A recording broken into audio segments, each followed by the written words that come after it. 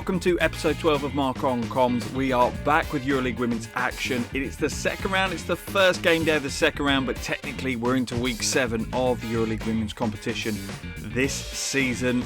Today's episode, we're going to have a look back at the results. We're going to have a touch at some of the predictions I made before this week's action. Then we'll have a look at my key takeaways, the things that I think I've learned this week after all of our games that we've had. Okay, let's jump into the 6 games that we had across this week. 4 on the Wednesday, 2 on the Thursday. First up, Polkowice against Valencia. Valencia coming away with a 10-point win. As with all 6 games, a hard-fought win for Valencia. They only pulled away in the second half. The experience of Killer Casas coming to their rescue. She ended up with 12 points. Mavunga had a big game as well. She was in double digits. But Valencia certainly made to work for that win on the road. Second game up, Lens coming away with a 3-point win against fellow French team Bourges. They led for 37 minutes.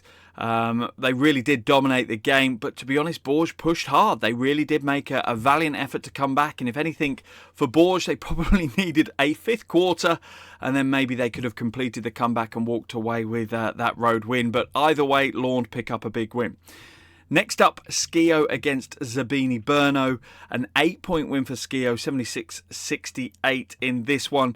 Skio took control halfway through that first quarter. Brno challenged hard in the fourth quarter, but they really struggled to contain Janelle Salong and Kitty Alaxa. Those two combined for 41 of Skio's 76 points. Often when those two go off, Skio are going to come away with the win.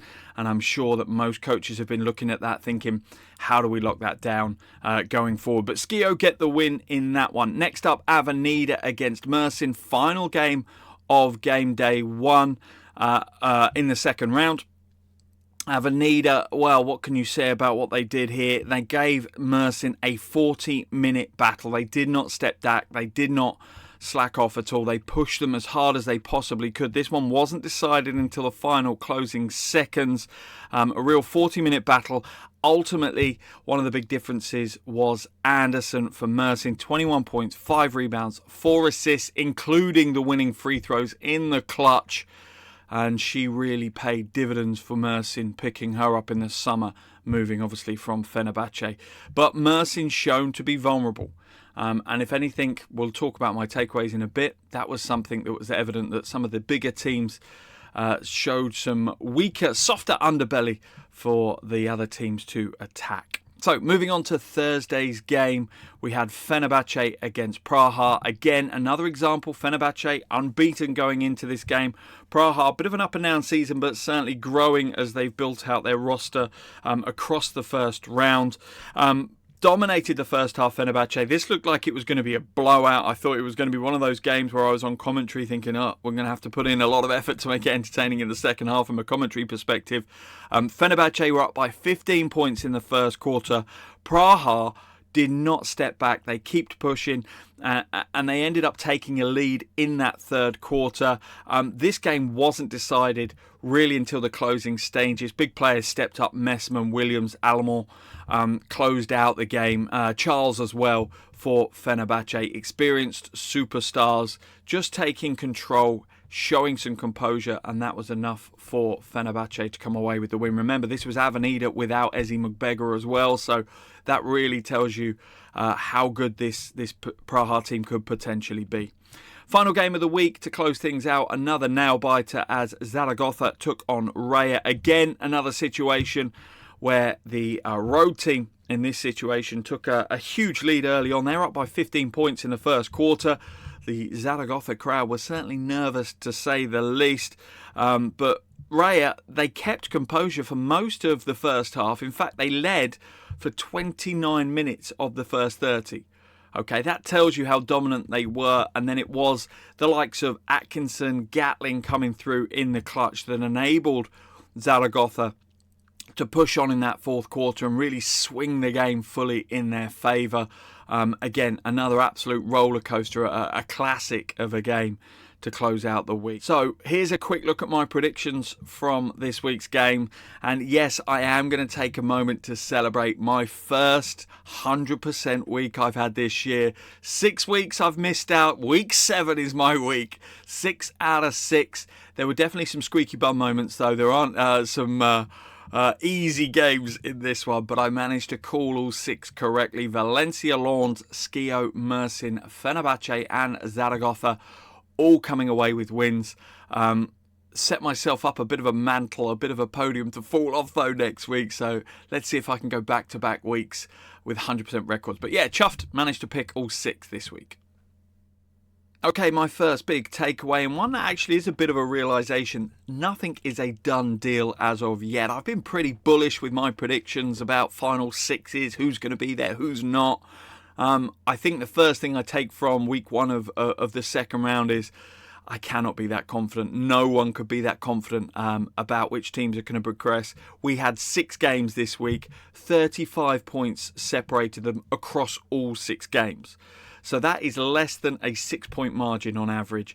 That tells you how close, how competitive this year's Euroleague Women's competition has been. Even so much so, the likes of Brno, who only have 2 wins, Polkowice, who only have a single win, I wouldn't say they're out of it just yet.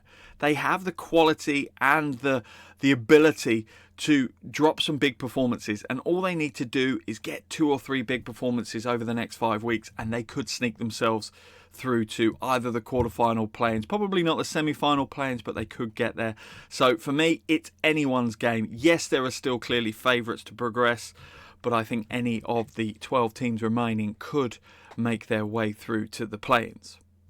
My next big takeaway, I've been hyping the young stars for lots of this season. It is time to doff my hat, tip my cap to the vets within Euroleague Women's.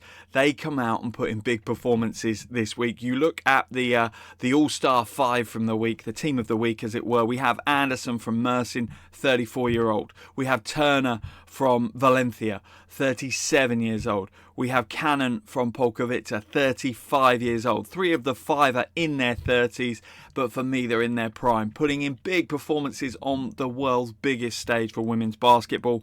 And you look at the other 2, Karovic, 29, Jones, 28. They're not exactly spring chickens. I'm not going to put them as vets just yet, but they are certainly towards past the halfway stage, shall we say, of their illustrious careers. So for me, big takeout, every team needs a vet. You cannot build a successful Euroleague Women's team without having a lovely little sprinkling of experience in that roster.